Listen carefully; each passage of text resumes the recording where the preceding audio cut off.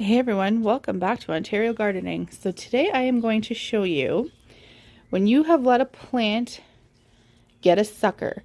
So that's where your main stem has an arm, and then in its armpit has this little sucker is what they call them. This is technically a new plant and we can make a new plant out of it. So all you're going to need is a cup of water and some really sharp and clean scissors, and I'm going to show you how to make a tomato plant that you can basically plant off of a pre-existing plant. So just to show you, you've got your main stem, and again you have like these arms that reach out, and in the armpits that's where it all starts, and then eventually it will grow into a bigger plant, just like that one I just showed you here. So just go ahead, like I said, take a sharp clean pair of scissors, and we are literally just cutting it off directly at the armpit there.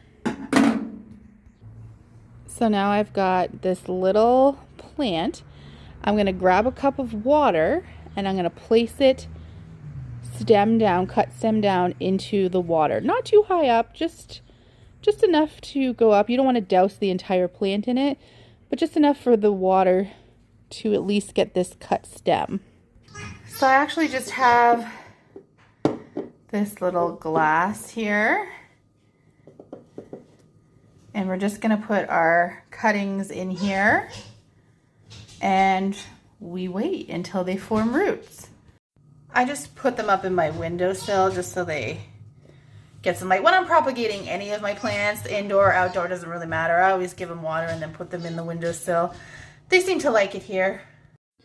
Okay, so here we are. It's been about 10 days and I have had to actually add some water to this a couple times just as it dries out.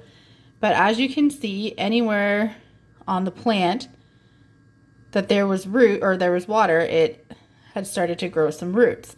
So you could plant this directly into the ground, or you could put it in a pot with some nice, rich, controlled soil and let it take root for another week or so and then plant it in the ground after you harden it off, of course.